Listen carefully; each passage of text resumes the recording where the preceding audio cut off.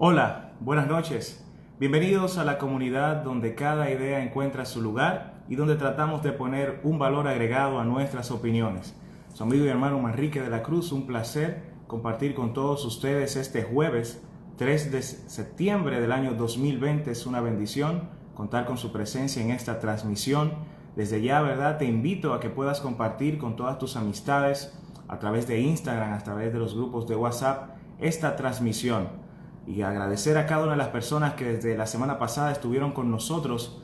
Y como ya sabemos, esta es una serie de live que vamos a estar compartiendo con la intención de conocer de diferentes temas del ámbito político, social, económico, cultural, religioso de República Dominicana, con diferentes personalidades expertas en la materia. Hoy me va a acompañar en unos minutos un gran abogado de nuestra nación, Alberto Fiallo, una persona que admiro y sigo en las redes sociales, y cada vez que lo van a entrevistar estoy pendiente de sus opiniones. Así que desde ya te invito nueva vez a que puedas compartir con todas tus amistades esta transmisión, porque de seguro seremos gratamente edificados. Recordemos la semana pasada donde hablamos de la administración pública. Hoy vamos a hablar de un tema bastante interesante y es acerca de los desafíos que tenemos como nación. Así que desde ya vamos a esperar que todas esas personas comiencen a conectarse, están ahí conectándose para comenzar con nuestro invitado de esta noche. Desde ya te digo que este es un momento, este es un tiempo, una comunidad donde tratamos de crear opinión, críticas y analizar diferentes temas. Hoy en día es necesario que la juventud, que la sociedad, que el pueblo dominicano en sentido general tenga una opinión acerca de todos los temas sociales que vivimos a diario. Temas políticos, económicos, temas culturales. Es necesario que cada uno de nosotros creemos una opinión, un pensamiento, una idea de cómo ver las cosas, una perspectiva propia. No nos conformemos con lo que vemos en la televisión. Obviamente nos alimentamos del contenido de la televisión, de la radio, de las noticias, pero es necesario que cada uno de nosotros creemos también una opinión de lo que vemos, de lo que estamos escuchando. ¿Verdad que sí? Estamos, ¿verdad?, en espera de que todos ustedes se unan, de que Alberto, ¿verdad?, que va a compartir con nosotros, Alberto Fiallo va a compartir este tema bastante interesante con cada uno de nosotros en esta noche, una noche especial. Y comenzamos a saludar a todas esas personas que se están conectando: Yareisi, Dafne, Yanelis, Joan, gracias por compartir con nosotros. Y es así, tener nuestro propio criterio en todo lo que hacemos. Es necesario tener una opinión propia, personal, de lo que vemos a diario, de lo que leemos, de lo que escuchamos. Que nuestros pensamientos estén alineados, ¿verdad?, a un criterio propio. Y ahí está Carlos. Saludamos a cada una de las personas que se están conectando. Y como te dije, la intención de nosotros es compartir con ustedes, con diferentes personalidades, temas de interés político, económico y social de nuestro país, de República Dominicana. Ahí está Alberto, vamos a recibirlo. Alberto, en esta noche.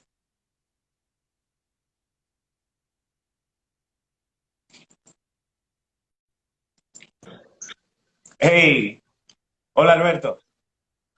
Hola Manrique, ¿me escuchas? Sí, te escucho muy bien. Perfecto, y me ves también porque de este lado se frizó un poco. Sí, te estoy viendo y escuchando en tiempo real. Bueno, pues perfecto, pues sigamos. Lo importante es que tú me veas y me escuches. Alberto, buenas noches, ¿cómo estás? ¿Todo bien? Muy bien, Manrique, encantado de estar contigo, felicitándote por esta iniciativa que haces todos los jueves y digamos que tratar de tener una conversación, una interacción contigo que pueda resultar interesante. Más que un placer de compartir contigo, Alberto, agradecerte por aceptar nuestra invitación. Me siento honrado de que estés compartiendo con nosotros. Y antes de iniciar nuestra conversación, quiero para cada uno de los que están conectándose con nosotros presentarte, ¿verdad? Y hablar acerca un poco de ti. Es Alberto Fiallo, es abogado, especialista en Derecho Constitucional y litigios civiles y comerciales. Es magíster en Derecho Constitucional y Derecho Internacional Público, pero que en su biografía se define como un apasionado de la comunicación para enseñar, para educar, ¿verdad? Y también como un papá oficialmente derretido. Alberto, hoy vamos a Así hablar acerca es. de los desafíos de la nación. Hablamos de nuestro país, República Dominicana, pero y tenía, ¿verdad?, una estructura de preguntas dónde comenzar, pero quiero iniciar en la noche de hoy acerca del tema que está haciendo trending topic en las redes sociales. Lo que se está hablando en Twitter, en Instagram, en todos los medios, es acerca de las visitas, reuniones que está haciendo nuestro presidente Luis Abinader con los diferentes líderes políticos de nuestra nación. Quiero saber cuál es tu opinión acerca de esto, la importancia de que nuestro presidente se esté reuniendo con el liderazgo político de nuestro país. Bueno, yo creo que, gracias, Manrique, es una pregunta muy importante. Yo creo que estamos viviendo, y justo antes de que entrara al live, estaba pensando en esos minuticos en lo que esperaba que tú subieras, estaba pensando y sintiendo más que todo esa nueva esperanza que nos ha dado la llegada del presidente Abinader, quien llega al poder más por un voto de rechazo al presidente Medina que un voto, digamos que de algún tipo de encantamiento del carisma que él hubiera reflejado. La verdad que el presidente Abinader, por mil razones, no pudo proyectar la imagen que hoy ya en el poder está proyectando, lo cual es sumamente positivo para la nación. De hecho, y lo vamos a hablar más adelante, el presidente Abinader redibujó el mapa político de la República Dominicana. Y hoy tomó una acción. Recuérdate que estos primeros 100 días son una especie de luna de miel. Así es. Con el gobierno entrante. Correcto. Entonces, digamos que cualquier acción generalmente es visto de manera positiva. Analistas políticos tendrían que hubiera sido más inteligente desde el punto de vista estratégico recibir a los líderes en el palacio. El presidente Abinader fue mucho más práctico. Así es. Y los fue a visitar.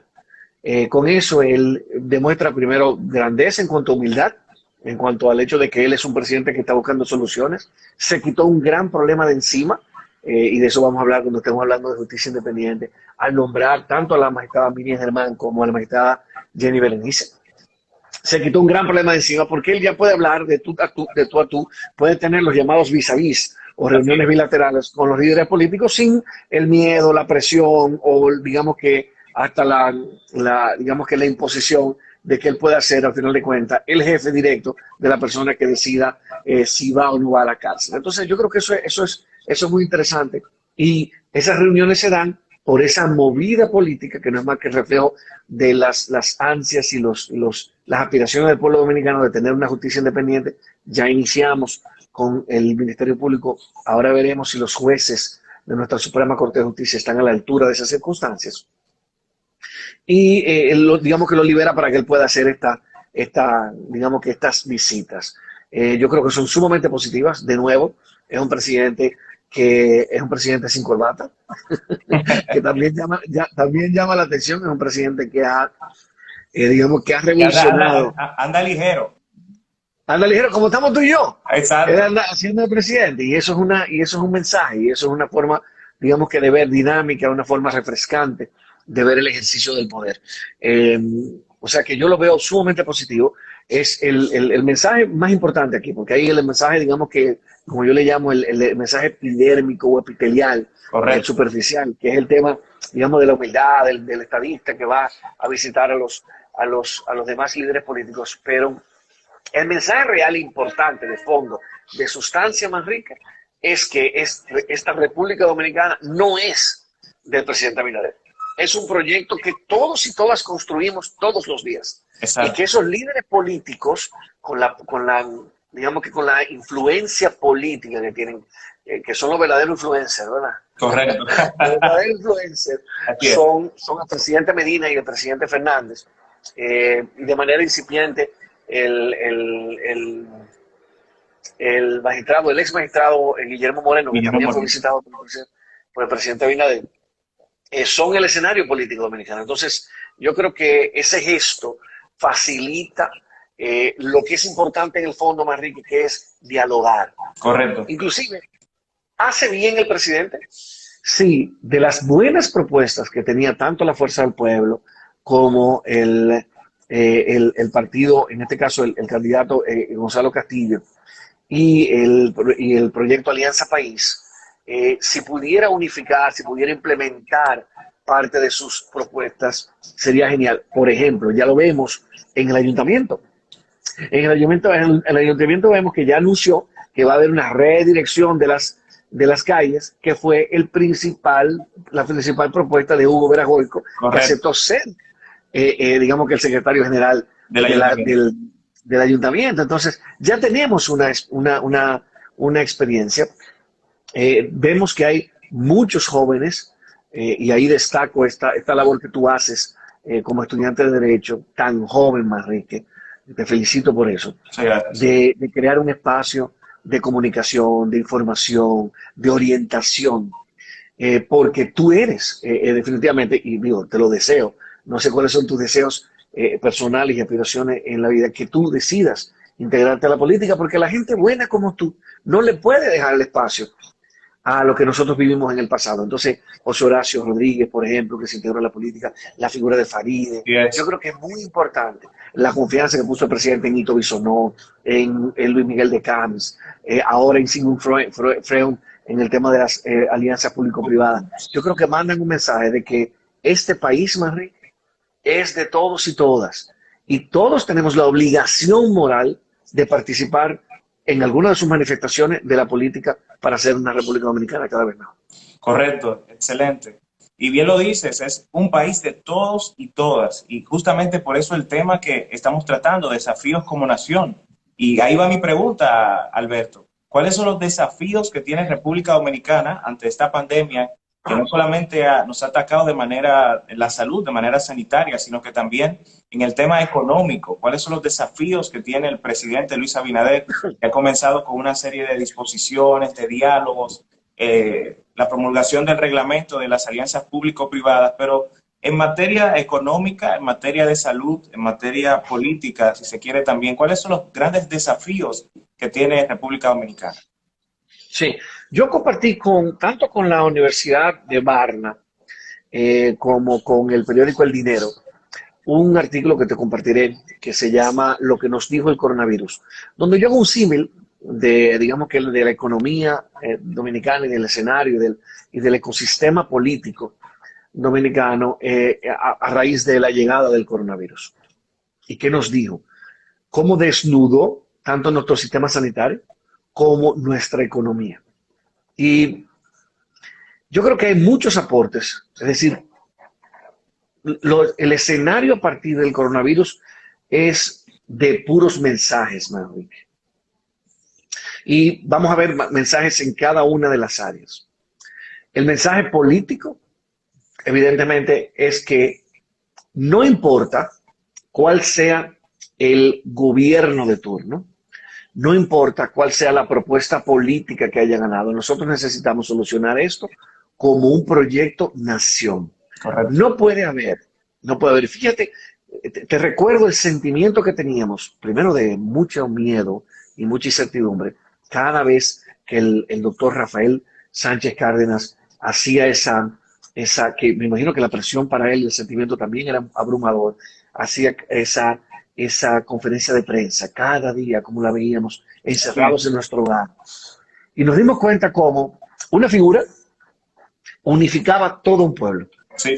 Y cómo nuestra esperanza, nuestra incertidumbre, nuestros deseos de sentir que vamos a estar mejor, estaba puesto en esa media hora, esa hora completa, porque media hora de informe, media hora de preguntas de los periodistas, nos unía a todos. Entonces, el mensaje político, que entendió muy bien el presidente Abinader, entiendo yo, por lo que ha hecho hasta ahora, falta tiempo, y hay muchos retos. Pero yo entiendo que ese mensaje es de que nosotros solamente salimos de los retos más importantes que tenemos como nación juntos. Y que aquí no hay colorado, aquí no hay morado, aquí no hay blanco, aquí no hay azul. Aquí hay dominicanos y dominicanas. Y nadie va a enfrentar este problema como nosotros. Entonces, yo creo que es un mensaje político importante. El mensaje económico es todavía mucho más dramático. ¿Qué nos dijo el coronavirus? Bueno, el coronavirus nos dijo primero que hay un 56% de la población. De nuevo, Manrique, esto nos lo recordó el coronavirus. Correcto. Porque esto lo saben las autoridades. Está en los informes que rinden tanto las autoridades locales como las autoridades internacionales en organismos internacionales.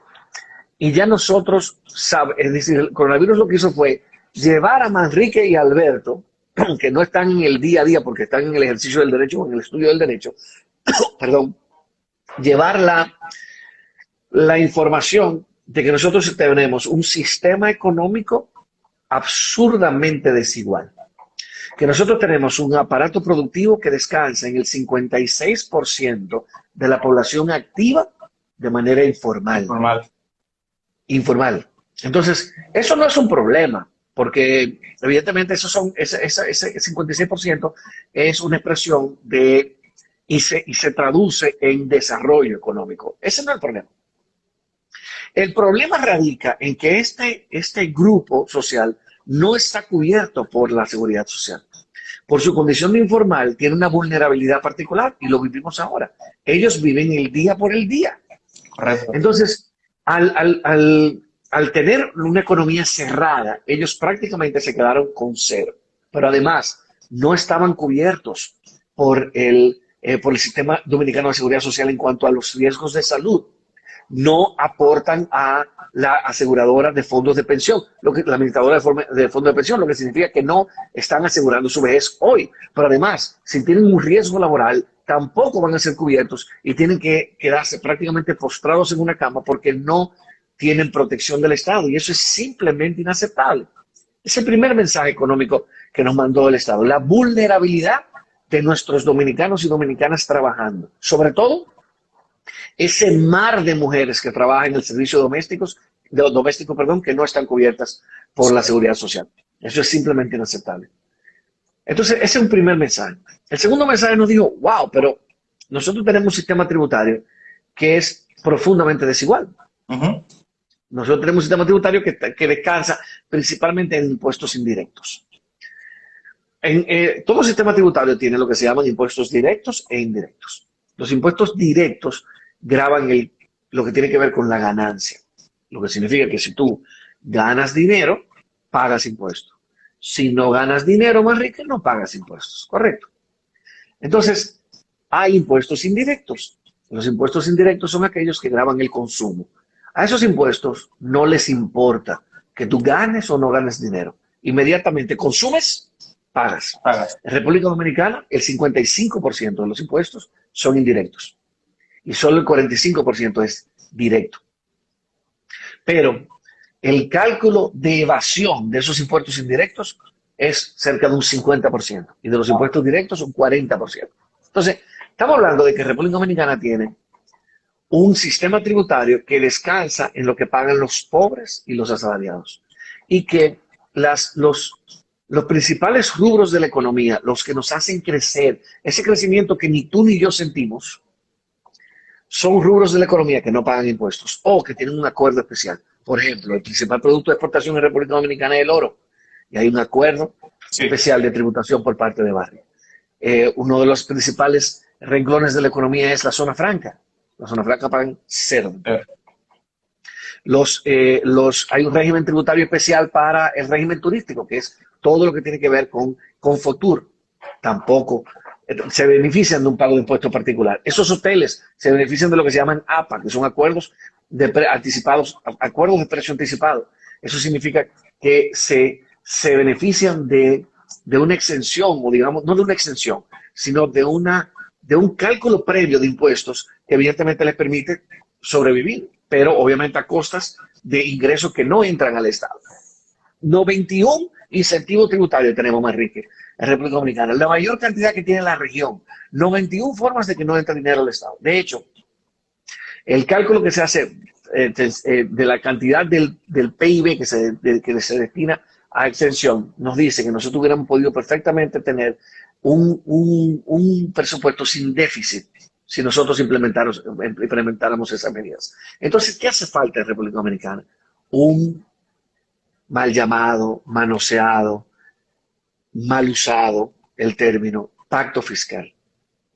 El pacto fiscal es impostergable. ¿Qué es un pacto fiscal? Bueno, nos sentamos en la mesa y los principales líderes políticos, los principales líderes sociales, iglesia, ONG, sociedad civil organizada, nos sentamos en una mesa y decimos, ok, esta es la República Dominicana que queremos.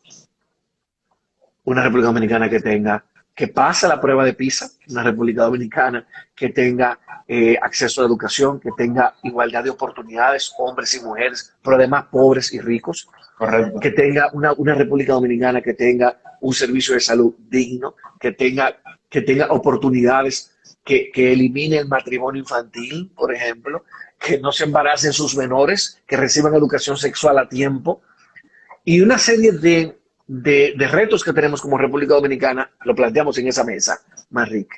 Entonces, ¿cuánto vale hacer esa República Dominicana? Porque esa República Dominicana tiene un valor, cuesta, evidentemente.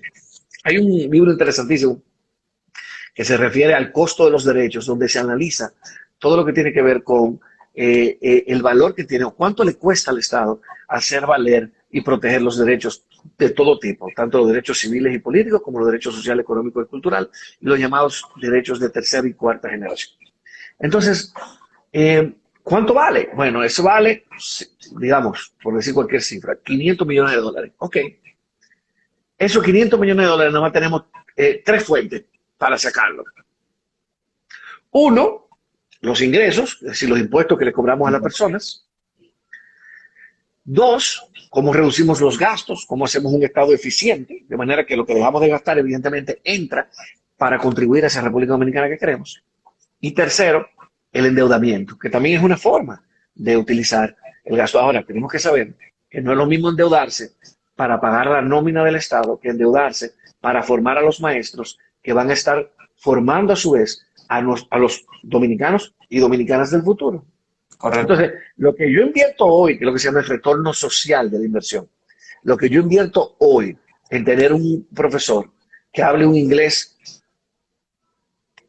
prístino, ¿verdad? Y que asumimos, de la misma forma pueda formar a los niños a que hablen un inglés prístino. Igual, ser profesor de matemáticas, que tenga una formación sólida de matemáticas, que logre que esos muchachos resuelvan ecuaciones que ni siquiera están a su nivel.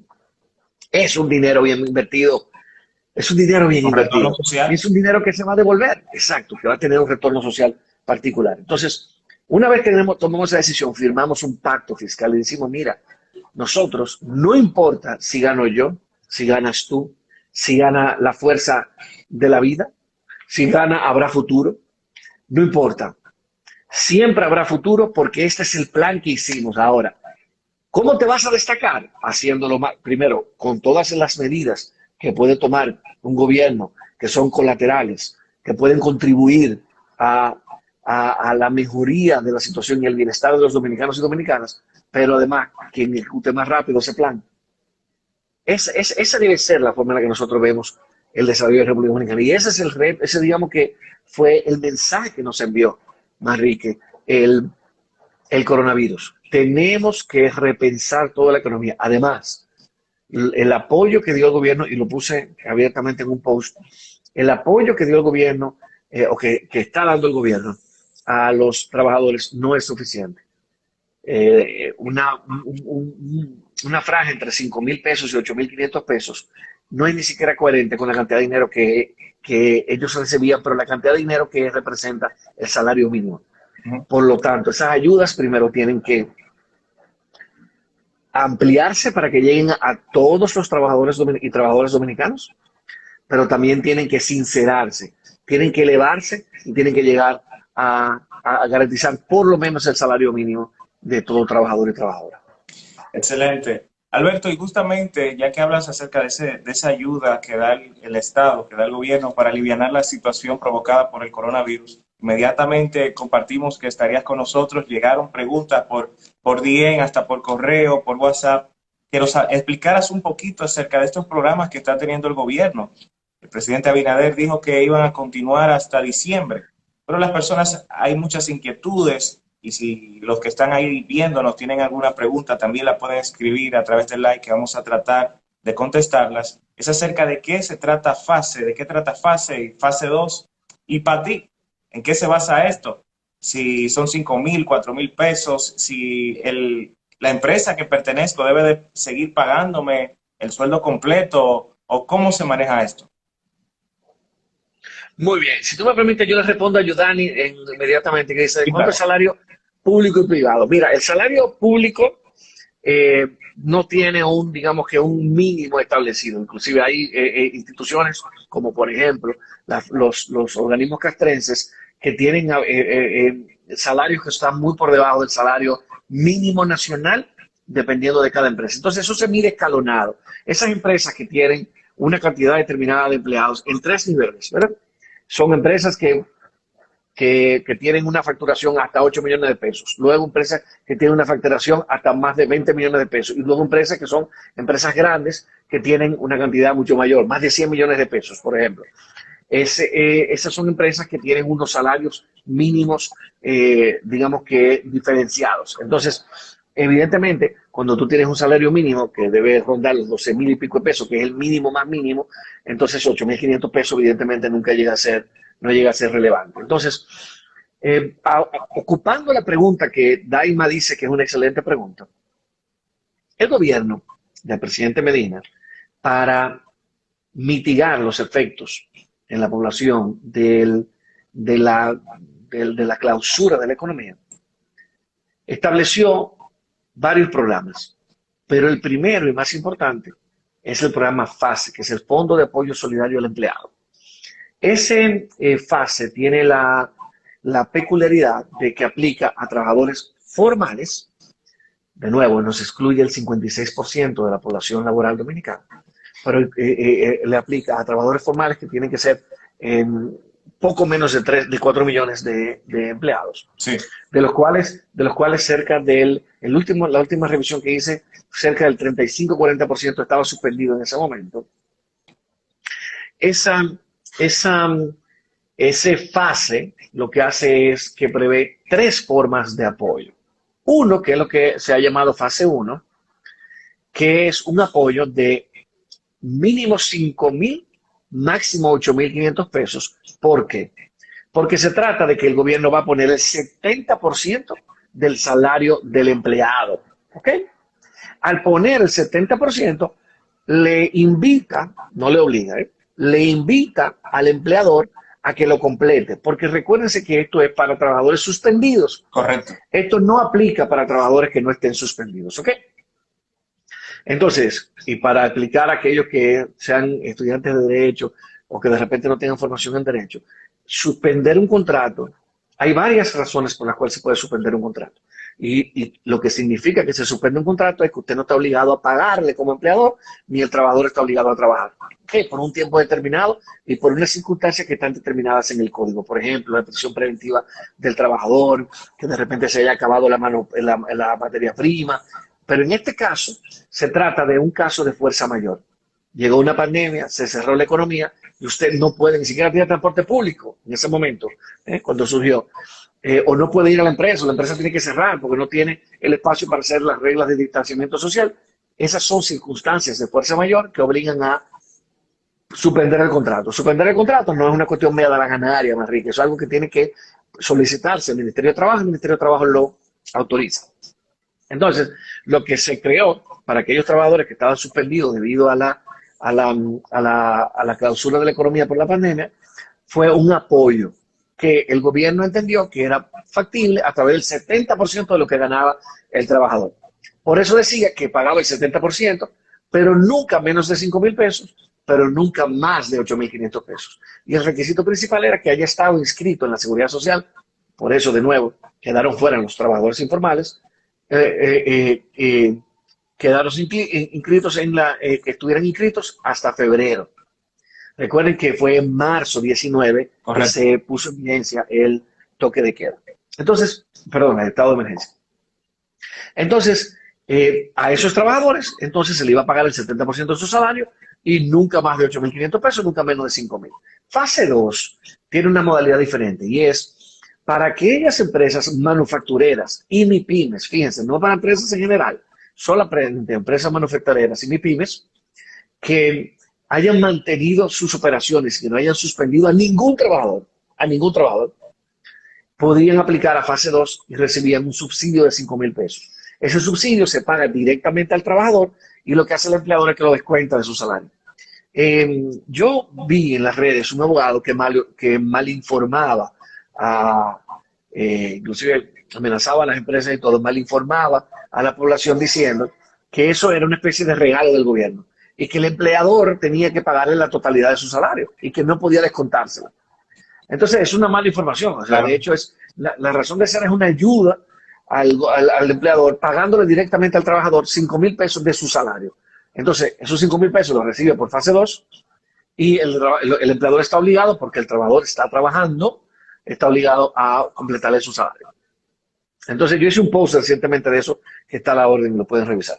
Luego, entonces, está fase 3, una figura bien interesante porque es que le da la facultad al Ministerio de Trabajo de determinar en aquellos casos donde una empresa que ha cerrado y le sigue pagando a sus trabajadores pudiera acceder a fase 1 o fase 2. ¿Por qué te digo fase 1 o fase 2? Porque no lo dice el decreto.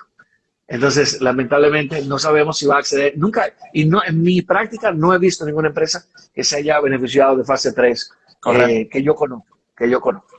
Entonces, esos son fases 3. PATI es un programa de apoyo al trabajador informal que es un apoyo de 5,000 pesos mensuales, de nuevo, una cifra que da tal vez para 2 compras de una familia de 4 personas Yes. y comiendo codito. Y la realidad que O vive sea, el pueblo dominicano. Exactamente. Pero se llama PATI porque es el programa de apoyo al trabajador informal. Pero hay un problema.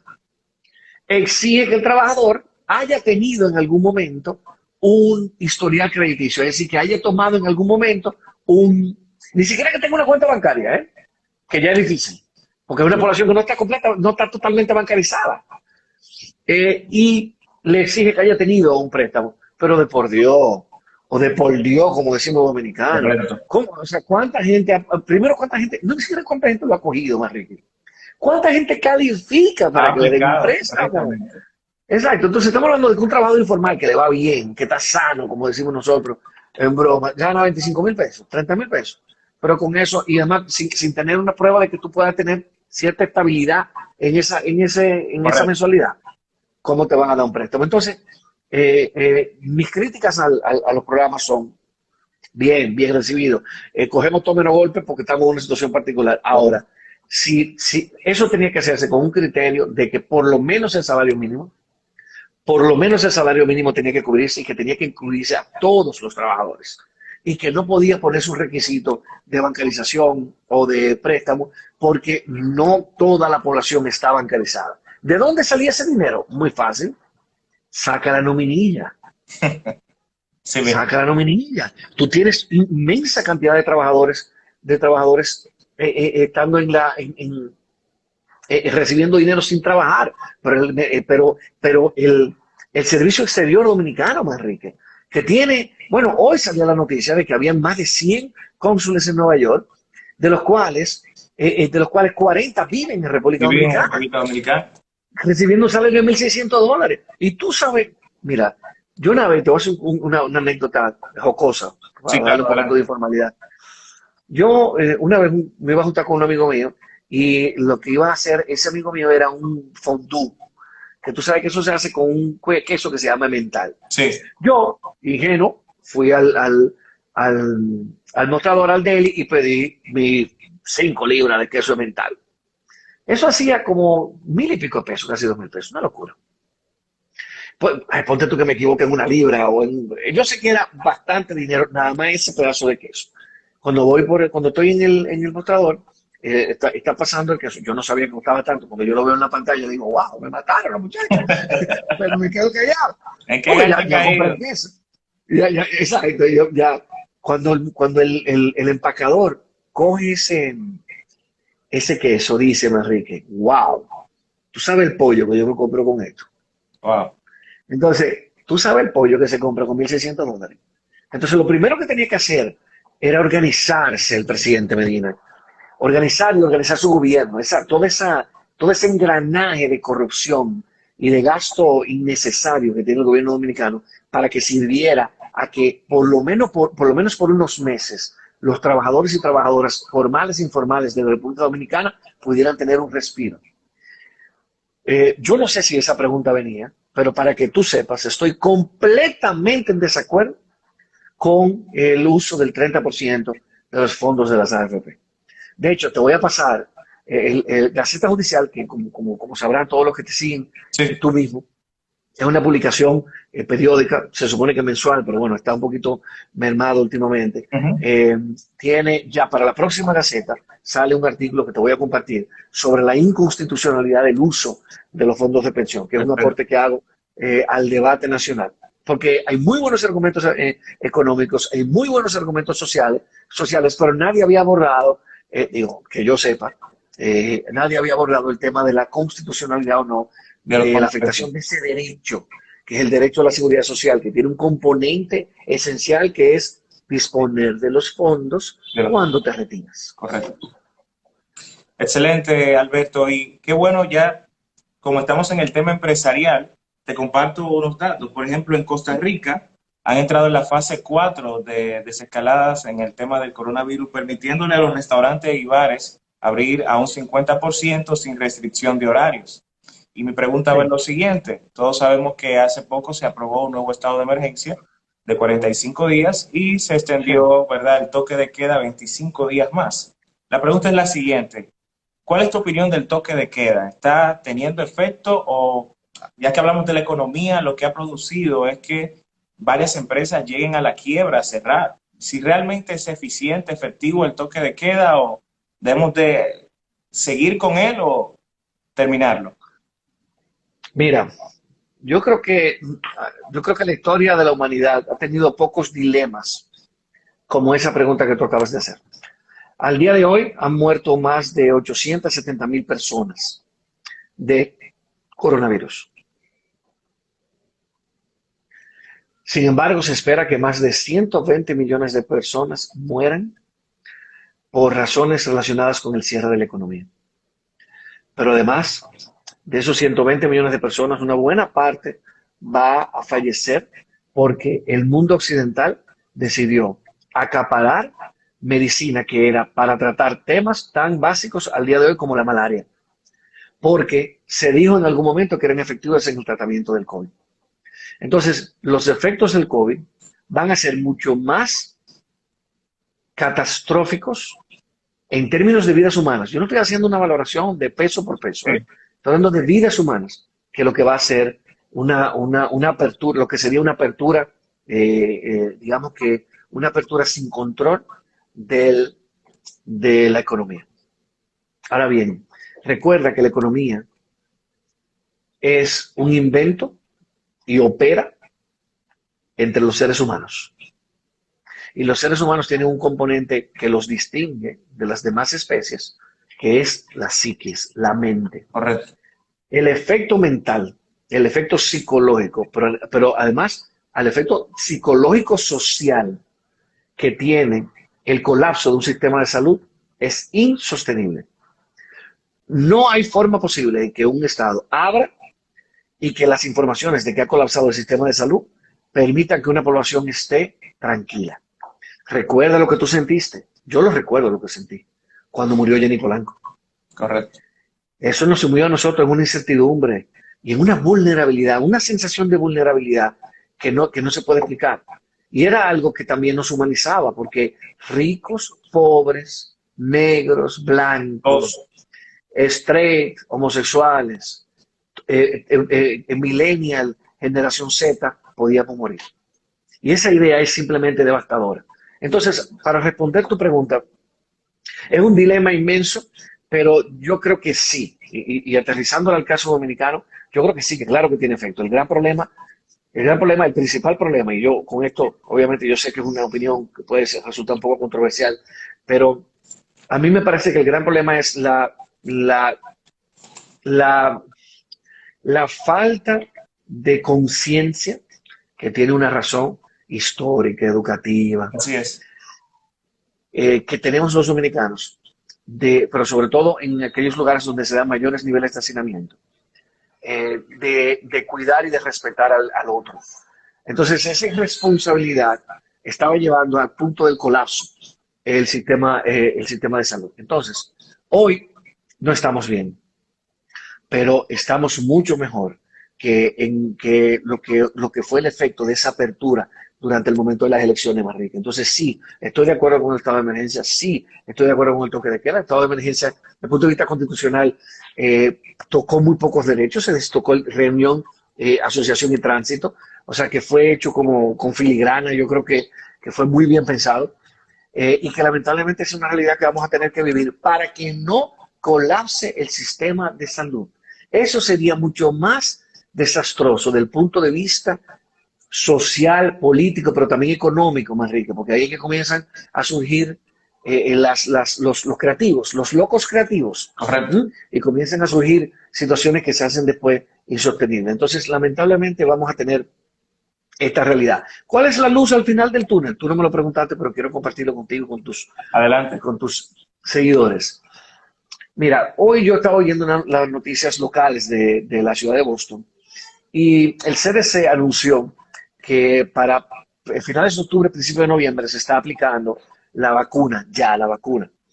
Evidentemente eso tiene un trasfondo político, es una noticia que está aupando el presidente Trump, porque las elecciones son el 11 de noviembre. Correcto.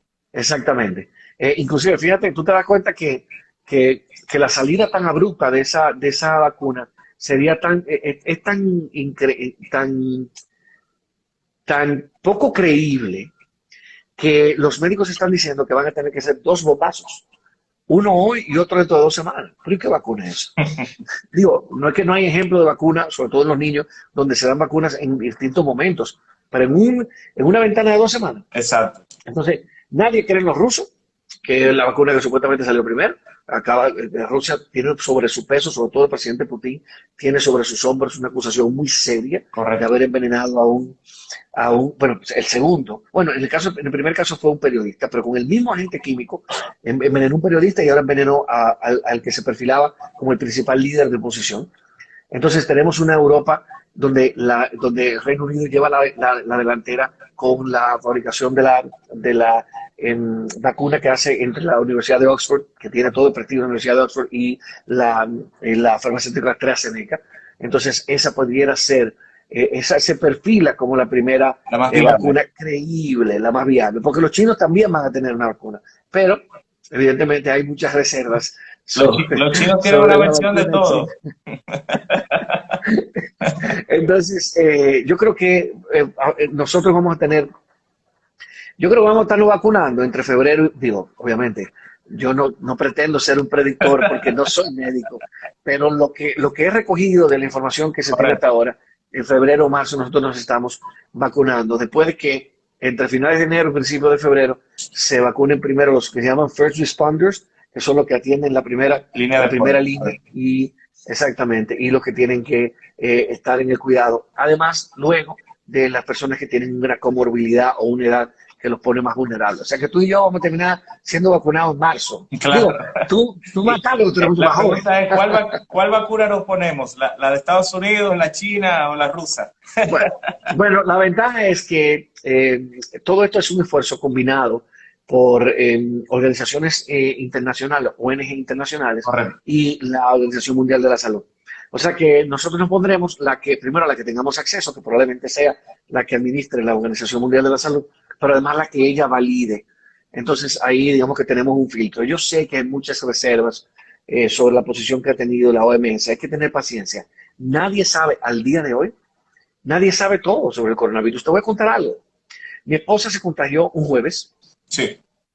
Nosotros salimos de fin de semana un jueves. Ella se contagió, de acuerdo al cálculo del infectólogo, se contagió ese jueves. Tuvimos viernes, sábado y domingo, obviamente en la intimidad propia de una pareja de esposos con hijos. Pero evidentemente, como tuvimos esos 4 días, cuando nos hacemos la prueba y ella sale detectado y yo no detectado, el infectólogo asumió que yo sí estaba detectado, porque obviamente vivimos juntos, estamos juntos. Duramos 14 días, Manrique, 14 días juntos. Que estábamos nosotros en aislamiento con relación a las personas de mi trabajo, de mi oficina de abogados, las personas de su trabajo, nosotros y yo juntos todos los días. Nunca se me pegó. Wow.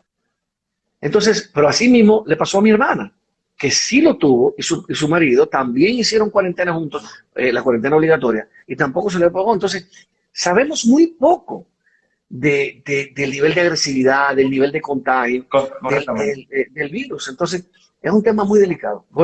terminando y digamos que recogiendo tu pregunta, sí estoy de acuerdo con el estado de emergencia, sí estoy de acuerdo con el toque de queda, porque ha probado ser la única manera con nuestra población, sobre todo con los pocos niveles de conciencia de nuestra población más expuesta, que es la población pobre. Correcto. Hemos abarcado el tema político, en parte también el tema económico, pero todos sabemos que hay un gran desafío como nación que tenemos y que muchos padres están preocupados y que han Sí. escrito y que han enviado mensajes. Esto acerca del tema de la educación. A diario aparece una información sobre el tema educativo, si será virtual en completo o va a ser a través de la radio, de la televisión. El presidente de Indotel dijo que el país no está preparado para una educación virtual en su totalidad. ¿Cuál es tu opinión y tu visión acerca de este tema, Alberto?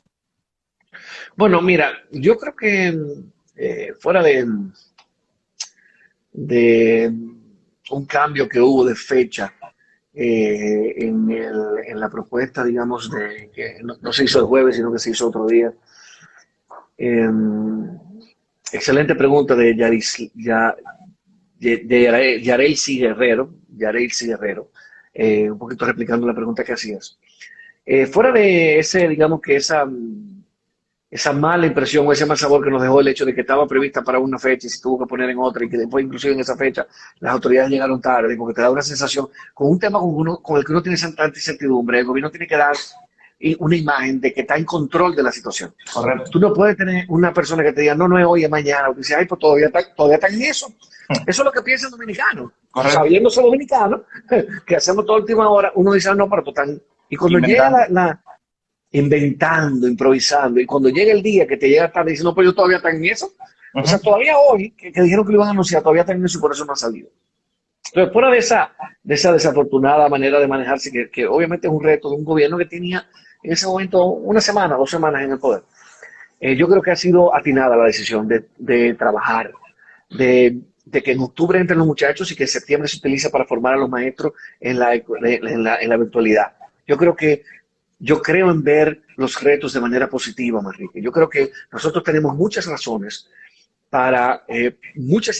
miles de razones para no estar de acuerdo con que se inicie la virtualidad, para, para pensar que va a ser un intento fallido, para pensar que no va a llegar a todos los muchachos y que vamos a tener muchachos con una formación chueca en esos 2 o 3 meses. Tenemos muchas razones, pero yo prefiero apostar a las razones positivas, a las razones que van a llevar a un muchacho que nunca tuvo una tablet, que nunca supo usar una tablet, Correcto. que va a tenerla, a Y, que nunca tuvo una laptop. y problema con la conectividad también, Alberto. O sea, en diferentes partes de Hay nuestro retos país. de conectividad, pero ese es otro reto.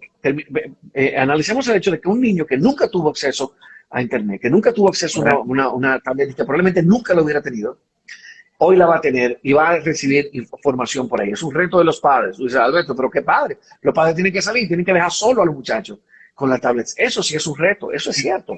Pero yo prefiero ver la parte positiva. El tema de conectividad, bueno, eso va a obligar al gobierno, que es el único dueño del espectro radioeléctrico, al gobierno que lo concede, que lo presta, que lo alquila, porque es el dueño, Correcto. a forzar a esas empresas de telecomunicaciones que tengan presencia en todo el país. ¿Tú sabes por qué? Porque la razón por la que ellos no tienen presencia en esos sitios donde tú y yo sabemos que hay reto de conectividad es porque no deja dinero. Es porque son 3 gatos, como decimos los dominicanos. Entonces, no es verdad que tú puedes comerte la grasa y el gordo, como decimos nosotros, y la carne, y dejarnos los huesos. Y tirar los huesos. Todos los dominicanos y dominicanas tienen que tener acceso a un internet rápido. ¿Por qué? Porque esa es la única forma en la que yo te cedo el espectro radioeléctrico a cambio de dinero. Y ese debe ser un reto del gobierno, uno de los retos de Luis. Correctamente, Alberto, y mencionabas acerca de que el Estado va a tener que recurrir a esas empresas privadas. Y eso lo relaciono con la pregunta que viene a continuación. Hace días ya el presidente promulgó el reglamento acerca de las alianzas público-privadas. Y tú como conocedor de la materia, me gustaría que explicaras a la audiencia, ¿verdad? Todos los que están allá conectados, que vuelvo invito, si tienes alguna inquietud, que la deje ahí en los comentarios, acerca de qué significa este reglamento basado en la ley 47-20 acerca de las alianzas público y privadas, en qué beneficia a nuestro país y en la situación en que estamos enmarcados. Mira, fuera de las interioridades que podemos discutir en cualquier momento que tú deseas del proyecto y del reglamento, bueno que tengamos una pregunta en pendiente de David Ureña. Sí. Asumo que es Ureña porque es Ure 23, ¿ok? Sobre el tema del turismo, importante también. Si entiendes que hay tiempo en el desarrollo del live. Mira, las alianzas público-privadas es un recurso al que acuden las principales naciones desarrolladas, porque permite tener un espacio donde se une la participación del Estado, que siempre está donde, o más bien, que debe estar en aquellos lugares donde no hay dinero, pero hay retorno social, y el sector privado comprometido, que va a hacer un negocio, porque el sector privado es un negocio, Correcto. que sea económicamente viable, pero que tenga un componente de responsabilidad social corporativa. Entonces, yo te estoy diciendo el ideal, la razón de ser, el espíritu detrás de las alianzas público-privadas. Va a haber muchos tipos de alianzas público-privadas. Y va a haber algunas donde el Estado simplemente participa para tener, digamos que un tipo de control o de supervisión sobre un área determinada y el sector privado exclusivamente para ganar dinero, y va a haber bonitas alianzas público-privadas que van a hacer gala y honor de la razón de ser de las alianzas público-privadas, donde el Estado se compromete a participar, a promover investigación, por ejemplo. Un ejemplo de eso es cuando el Estado paga, por ejemplo, se compromete a contribuir, a formar parte de una alianza público-privada, por ejemplo, para la búsqueda de oro, por ejemplo, la búsqueda de materiales preciosos, por ejemplo. Es un ejemplo muy interesante. En áreas, por ejemplo, áreas tan interesantes, Manrique, como el área de la educación, que es tan poco, que el Estado tiene un gran interés en tener una mano de obra muy calificada, pero que al día de hoy es tan poco rentable porque habría que importar a los profesores. Correcto. Para poder formar a los muchachos en tecnología de punta, por ejemplo, a tener un Silicon Valley dominicano. Al Estado le interesa hacer una alianza público-privada donde participe económicamente con la garantía de que está trabajando cabeza a cabeza, es decir, como socio del sector privado, en un proyecto que al final de cuentas le va a dejar dinero, pero al Estado le va a retornar socialmente un capital humano que no tiene al día de hoy. Entonces, la razón de ser de esa, a mí me parece un gran reto, me parece muy importante, me parece también que fue muy atinado poner a una persona como Simon Friend, que es el encargado legal, el director legal del PRM, además una persona que yo conozco, estudiamos juntos en la universidad, tiene un compromiso, conoce la materia y tiene un compromiso social, político importante. O sea que yo le auguro mucho éxito a ese espacio, sobre todo en este momento donde el Estado y el sector privado tienen espacios donde pueden colaborar para avanzar en diversos temas, como por ejemplo el tema de salud. Fíjate cómo Oxford, que es una universidad pública, es muy importante que sepamos que las universidades, la mayoría de las universidades europeas de renombre son públicas. Contrario al esquema norteamericano, donde son universidades privadas, las universidades de Europa son generalmente públicas. Y Oxford, que es una universidad pública, ha decidido invertir en una alianza con esta farmacéutica para la elaboración de la vacuna del COVID-19. Fíjate qué tan importante es la unión de Estado con el sector privado para lograr proyectos importantes. O sea que yo creo que es interesante. Yo creo que va a haber un mar de oportunidades. De proyectos que van en beneficio a nuestra nación. Para ir cerrando, Alberto, ya que quiero ser bastante, puntual y responsable con esas personas que no están, y gracias, me están dando de su tiempo, y gracias a ti por compartir con nosotros. Hay dos temas que quiero que tratemos. Primero, el matrimonio infantil en República Dominicana. Que me hables de ese mal social que tenemos vigente en nuestra legislación. ¿Qué ha impedido, ha obstaculizado que se modifique o que la ley simplemente se derogue o se borre de nuestra legislación en cuanto al matrimonio infantil? Sí. Bueno, mira, el 22% de las niñas, el 22% de los matrimonios son con niñas entre 15 y 18 años. En República Dominicana, el 36% de las mujeres que hoy tienen entre 20 y 29 años admiten que se unieron con su pareja antes de cumplir 18 años. El matrimonio infantil es una realidad. Nosotros ocupamos el primer lugar de Latinoamérica, compartido con Nicaragua, lo cual digamos que es un mérito que no, no- No nos llena de orgullo. que no, no- que no nos llena de orgullo.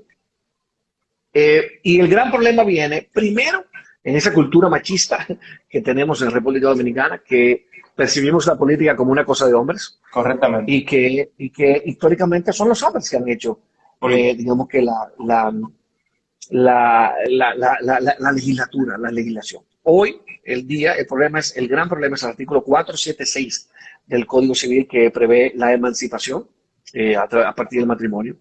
Pero con ello le acompaña también el artículo 56 de la ley 659 que prevé también la posibilidad de que no solamente los padres autoricen al menor, sino que en caso de que él sea huérfano, el juez de primera instancia le puede dar el permiso para que pueda casarse, Correcto. para que pueda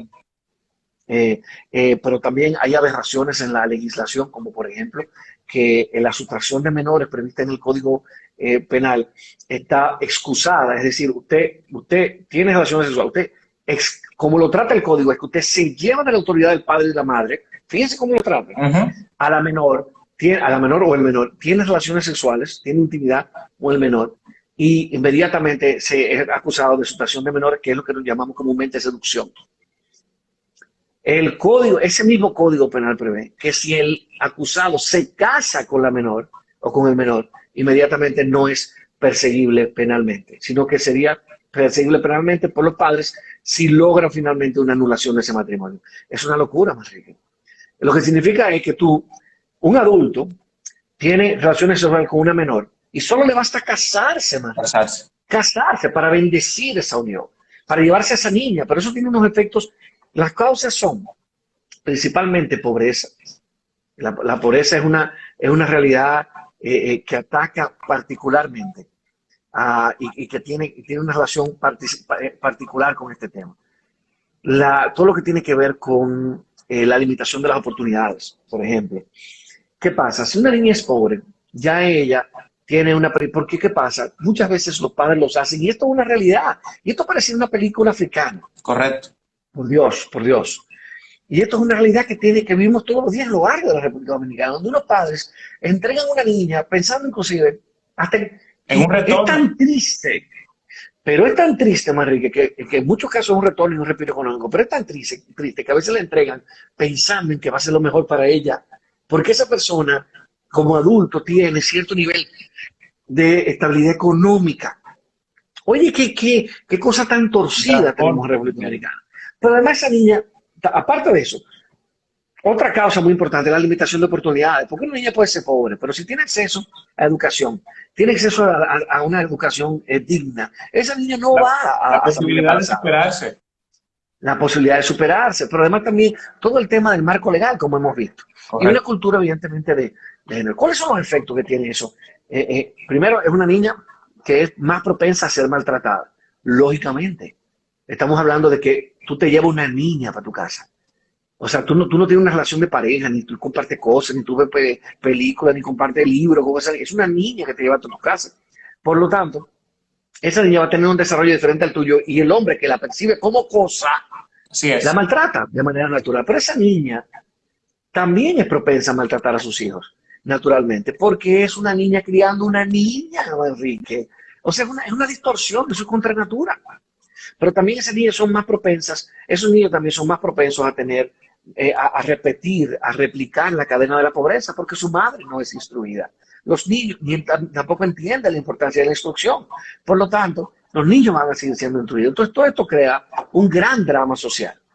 Nosotros interpusimos, una ONG llamada el Plan, se llama Misión Internacional de Justicia, interpuso una acción en constitucionalidad y el jueves 27 fue conocida la audiencia. Nuestra oficina depositó una acción en constitucionalidad completando esos artículos e incluyendo el artículo 476 y los artículos relativos a la sustracción de menores como elemento también de la acción en constitucionalidad y tenemos digamos que la esperanza de que sean fusionadas ambas y que puedan ser por todos estos motivos declarada la inconstitucionalidad. O sea que digamos que esa es la luz al final del túnel. ¿Qué frustra un poco, Manrique? Bueno, el hecho de que el Congreso sea tan dinámico, tan ágil en someter la aprobación o la modificación de una ley para que un compañero de partido pueda ser director de INAPA y sea tan lento en derogar las normas que le dan forma al matrimonio infantil en República Dominicana. Alberto.